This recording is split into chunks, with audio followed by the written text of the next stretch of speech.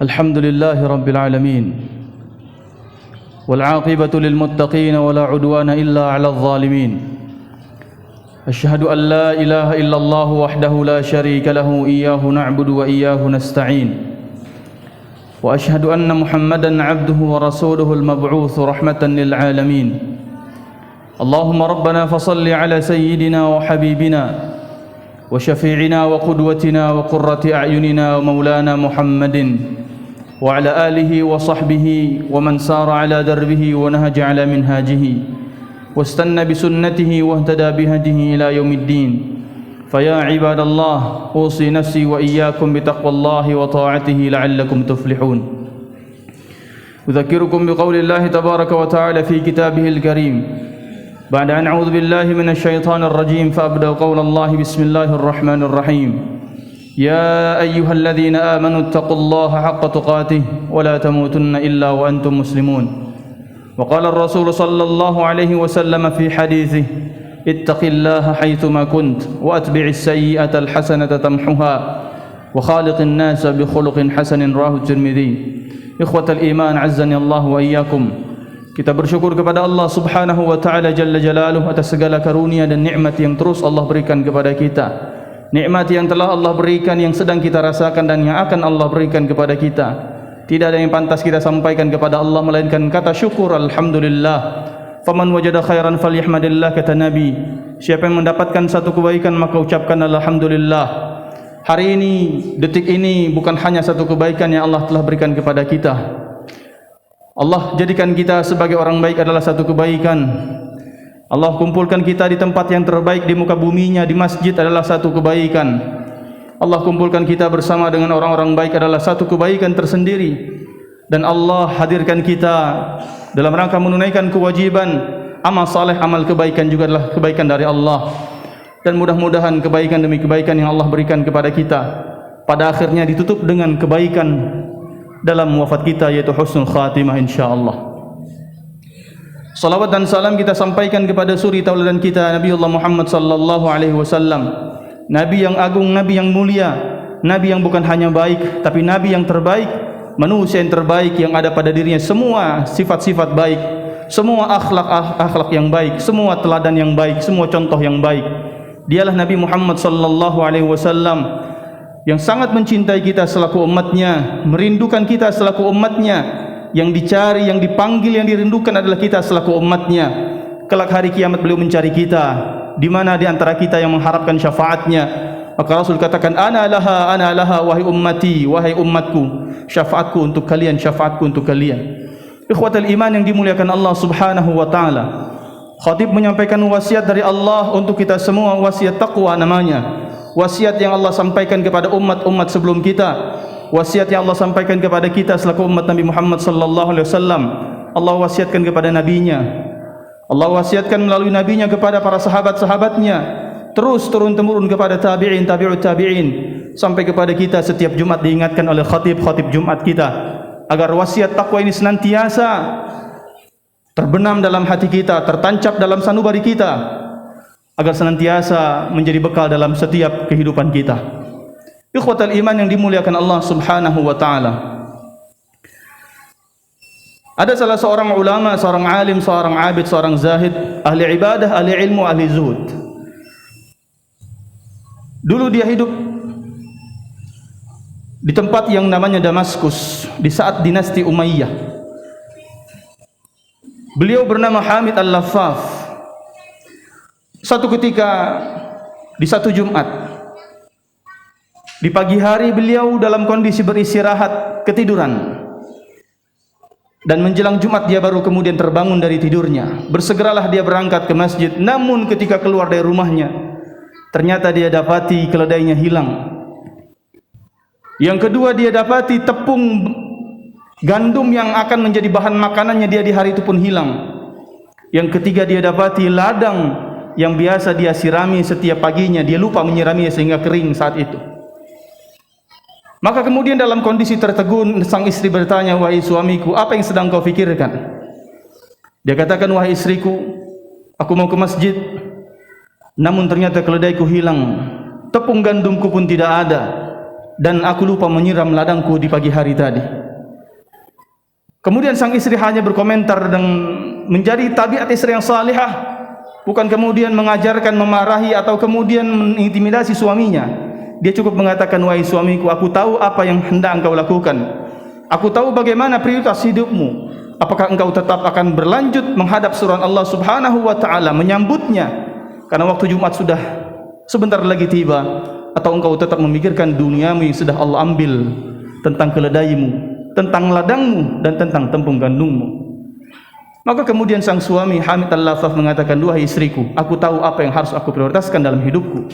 Sungguh sejatinya hidup ini adalah tentang sebuah perjalanan menuju akhirat, dan akhirat adalah tujuanku. Dunia yang telah hilang, dunia yang telah berlalu, waktu tidak akan pernah berubah, waktu tidak akan pernah kembali.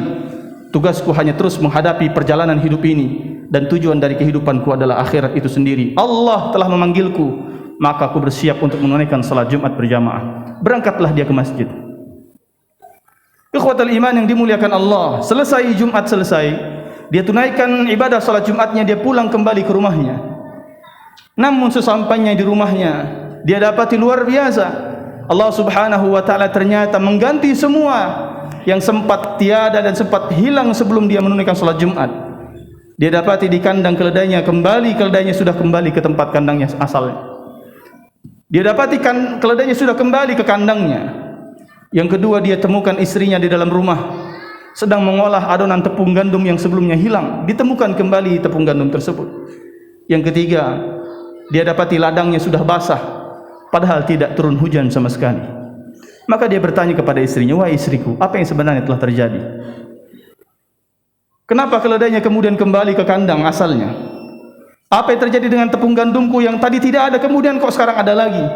Dan apa yang terjadi dengan ladangku, kenapa kemudian menjadi basah? Padahal tidak ada hujan sama sekali, dan sebelumnya kering karena aku lupa menyiraminya di pagi hari. Ikhwatal iman yang dimuliakan Allah. Maka kemudian sang istri menjelaskan, wahai suamiku, tidak lama berselang setelah engkau berangkat menunaikan salat Jumat, maka keledai itu pun datang menghampiri rumah kita dalam kondisi terkejar-kejar dan dikejar-kejar oleh seekor harimau dalam kondisi ketakutan. Maka aku bukakan pintu rumahku dan keledai itu masuk ke dalam rumah kita. Selesai dia masuk ke dalam rumah, maka harimau pun pergi dengan sendirinya. Aku bukakan kembali pintu rumahku dan keledai pun pergi kemudian menuju kandangnya. Lalu bagaimana dengan tepung gandum yang sebelumnya hilang? Kemudian sang istri menjelaskan, duhai suamiku, sungguh ketika engkau sedang beristirahat di pagi hari, maka tetangga kita datang ke rumah ini, kemudian berdua bersamaku mengolah tepung gandum ini, dan ternyata tepung gandum milik kita terbawa ke rumahnya. Dan setelah engkau kemudian menyambut seruan Allah, bersegera menunaikan salat Jumat, maka Allah Subhanahu wa taala mengantarkan kembali tepung gandum ini melalui perantara tetangga kita yang tidak sengaja, kemudian tepung gandum kita terbawa ke rumahnya. Lalu bagaimana dengan ladang yang sebelumnya kering dan kemudian tiba-tiba basah tanpa adanya air hujan yang turun? Maka kemudian sang istri mengatakan dengan ceritanya, wahai suamiku, tidak lama setelah engkau berangkat menunaikan salat Jumat, tetangga kita yang kemudian juga sama-sama ketiduran, namun dia tidak langsung bersegera menunaikan salat Jumat. Dia sibuk memikirkan dunianya, dia sibuk memikirkan ladangnya. Maka dalam kondisi kantuk yang luar biasa, dia berangkat pergi keluar rumahnya, dia sirami ladang, namun ternyata yang dia sirami adalah ladang kita, bukan ladang miliknya sendiri. Ikhwatal iman yang dimuliakan Allah Subhanahu wa taala. Kemudian apa jawaban Hamid Al-Lafaf? Dia katakan, duhai istriku, la haula wala quwwata illa billah, tidak ada daya dan kekuatan kecuali milik Allah Subhanahu wa taala. Sungguh dengan kemahaadilan Allah Subhanahu wa taala, aku hanya menunaikan satu hak Allah, Allah selesaikan 3 urusanku. Aku menunaikan menyambut seruan Allah, 1 seruan panggilan Jumat aku tunaikan kepada Allah, dan Allah ganti dengan menyelesaikan 3 urusanku.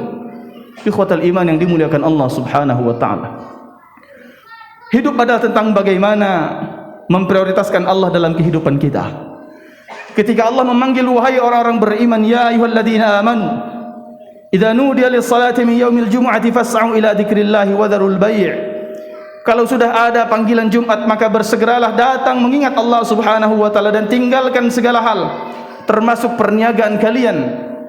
Kalau memang kalian mengetahui kandungan dan manfaat serta faidah yang terkandung di dalam salat Jumat tersebut. Hidup tentang bagaimana mengejar ridha Allah ghayatun la tutrak, wa ridhan nas ghayatun la tudrak. Fadrik ma la yutrak, watruk ma la yudrak.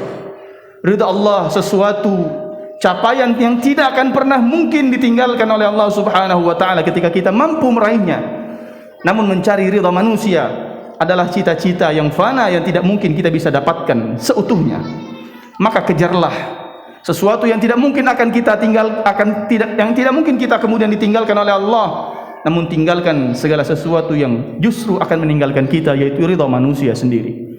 Ikhwatal iman yang dimuliakan Allah Subhanahu wa taala. Maka kemudian dia mengatakan, wa istriku, tentu hidup adalah tentang mencari kemuliaan Allah. Aku memuliakan diriku dengan menyambut seruan Allah. Satu saja aku lakukan, Allah memuliakanku dengan menyelesaikan semua urusan duniaku. Allah kembalikan kembali dunia yang telah aku ikhlaskan sebelumnya hilang dari diriku, hilang dari kehidupanku. Tentang keledai, tentang tepung gandum, dan tentang ladangnya. Maka kemudian beliau katakan, ternyata barang siapa yang kemudian mengikhlaskan dirinya, memasrahkan dirinya tentang akhiratnya, menjadikan akhirat sebagai tujuannya, dan dia selalu mengingat tentang hari kematiannya, maka Hamid Al-Lafaf mengatakan, ukrima bi thalathati asya, justru hidupnya akan Allah muliakan dengan 3 hal. Yang pertama adalah orientasinya senantiasa ta'jilut taubah, senantiasa sibuk dengan menyegerakan taubat kepada Allah Subhanahu wa taala. Dosa kesalahan yang dia lakukan hari ini tidak mesti kemudian menunggu hari esok untuk beristighfar kepada Allah. Tidak mesti kemudian menunggu hari esok untuk salat taubat kepada Allah.